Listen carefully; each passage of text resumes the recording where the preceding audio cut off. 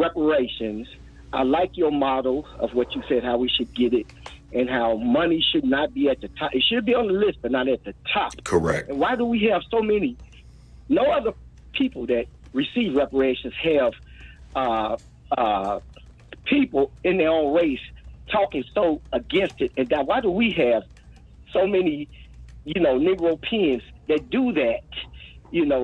This guy named Anton he talked so down on reparations, it was pathetic. And that's one thing. And another thing, you have a talk show host that comes on that station once a week. Anytime you bring up African slavery, he'll either hang up on you or say black people or black Africans enslaved white people before. What does that have to do with our slavery? Was totally different from any other group that was enslaved, period. They even fought a civil war of our slavery. So explain those two things, if you will. Thank you. On the reparations piece, 3 major points in my reparations platform. As you already said, money should not be at the top of the list because money expires. The American dollar is a promissory note that is not backed to any mineral resource. It's not attached to gold, silver, copper, or anything else. So why should we accept restitution for the worst crime in human history in a form of currency that doesn't have a mineral equivalent? That would be criminal, number one. That would also be betrayal of our ancestors. Number 2, for reparations, black people should control all black music. Nobody else can sell it, produce it, market it, or publish it. All black music is under the control of black people. And the reason for that, America makes more money off of black music than almost anything else she sells. So if we can control our music, we'll be good. Number 2, our creations. All black inventions become permanent patents of black America. If anybody wants to use anything we've ever invented, they have to pay us. And the third one that I'll give is 60% of black people occupy 10 states. 60% of us are in California, Illinois, Virginia, Maryland, Texas, Florida, and there's a few other states. And every one of those states is a seaboarding state, so we should control the port. We get paid every time something comes in. We get paid every time something goes out. But I do want to say this, though. No black person gets reparations if they're married or dating outside of the race. No reparations if you are a Snowbunny hopper, because what good am I giving you reparations for your ancestors and you're going to take that money right to a white man or a white woman? How is that helping us for you to take the reparations and give it right back to the people we got it from? So if you are a Snowbunny hopper, you do not get reparations. Black power. That's a caveat. It's going to be a bunch of people breaking up on that. It's been nice. This is great. Or they're going to wake up like, you know what? But you know what? I ain't too sure, brother. I ain't too sure. I think a lot of black men who date out the race, if they have to choose between reparations and a white girl, I think they stand with her. Because they think that is their reparations. Yes. Yeah. They will give up the money to be with a white woman. I truly believe that. It validates them. Yes. If you're giving them a gold brick for that white woman, and they would rather have the white woman than the gold brick. I believe a lot of them would. That's what I wanted to get into. We didn't, because we kind of touched on it earlier. I wanted to talk about, why do you think we are so? Because our relations are just terrible. They are. There's so many people that are giving relationship advice, and there's so many platforms that are successful based on dysfunction. I agree. Right? It's the conflict. Right. Black culture, modern day American African culture is based on conflict. Right. If you want to sell, you have to be beefing with somebody. That's the reality show. That's rap music. That's R&B. That's everything we do. The community. Where's the fight at? We want to see a good fight between blacks. And it's a big reason for why we can't move forward.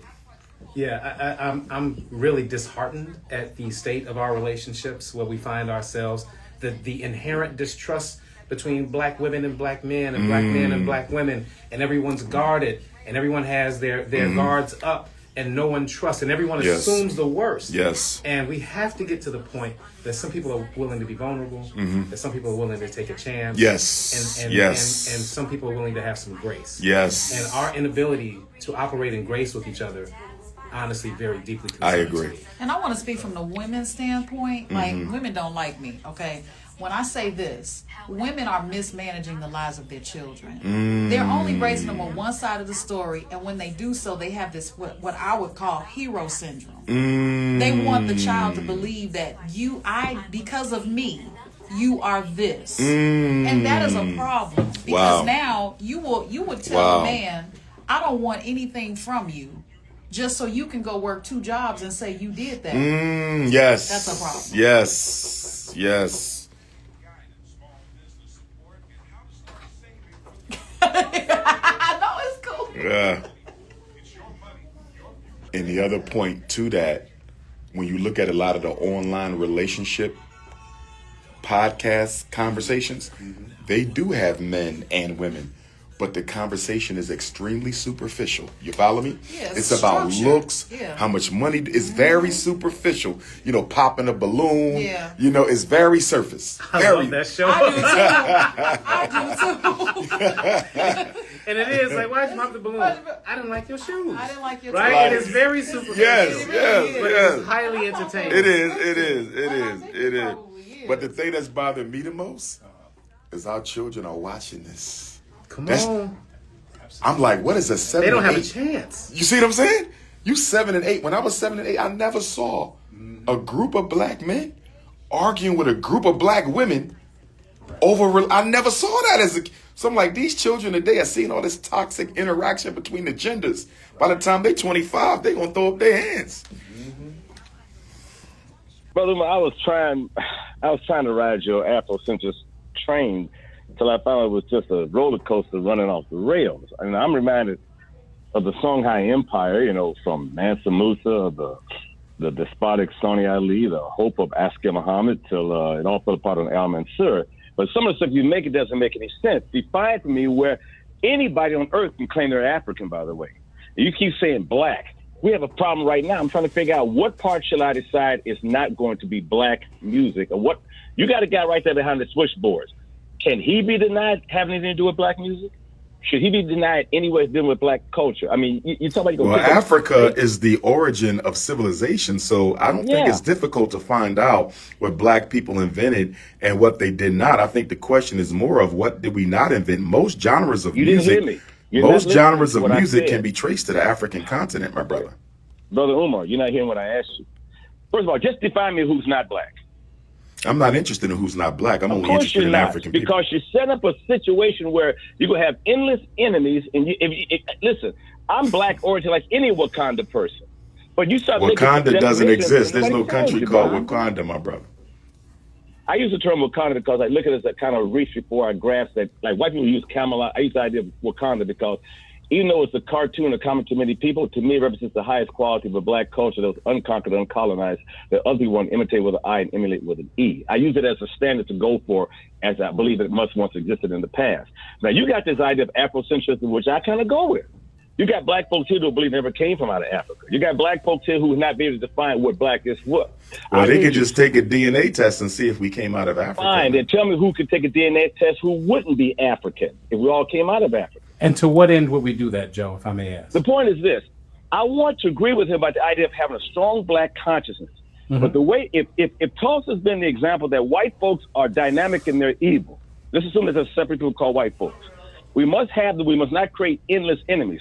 The idea of reparations should be this, where the most hated white guy wakes up one day and realizes he's disrespected his African ancestors. That's not likely to happen. Other than that, we might as well go for that bag. If everything, Umar, you're saying is correct to a certain extent. But if you honestly think that if I was a racist white guy, I'm going to sit there and let you do this, like it's all going to be great, take 6 states, I'll take your... No, I agree with you there. I agree with you there. I completely believe that what we are entitled to and what we are asking for and what we expect, you tend to only get after war.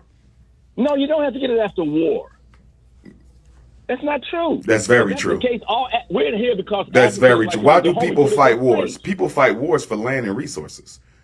Both world wars were fought for land and resources. Brother Umar, explain to me, Dahomey. Explain to me how those folks in Dahomey took black people as slaves and shipped them over to the Americas. Explain to me the Mali and Song Empire, where mostly it was slaves by other black folks. What does that have to do with your previous point? I'd be darned if I sit there. Anthony Johnson in the United States, that brother was just kicking us in the butt because he wanted to be like the best whites in slavery. What are you talking about, brother? Thank You jumping all over the place, my brother. Black power. You jumping all over the place. This is our last break for the segment. Man. I know. It was a good one. But again, it's important that we be able to have dissenting point of Yes, view. disagree without being disagreeable. Right. Right. And have that Or exchange. disrespectful. We don't Yeah. want to do that. Amen to that. Yeah. Thank you. So let's go out. We'll be right back with phone lines are still open, 773-591-1690. Give us a call. And we're here with DrUMAR. We'll be right back. And as I say that, I'm closing the phone lines. Man, that's a wild boy there. You wild all You the know, time. Joe is usually kind of on point. That's why I gave him so Okay. much latitude. Okay. He's normally Okay. one of our more astute callers. I got you. So I got I you. didn't see that, and I was trying really hard to understand the root of his issue. I got And you. I still never got it. He's like, Me this is either. my moment. Yeah. This is my moment. Yeah, he went from Black never Wall got Street to the homie. Yeah. What we talking about? I never got the root of it, and I hate that. Oh, any other room? Let me get my chicken. Ah, go ahead, Queen.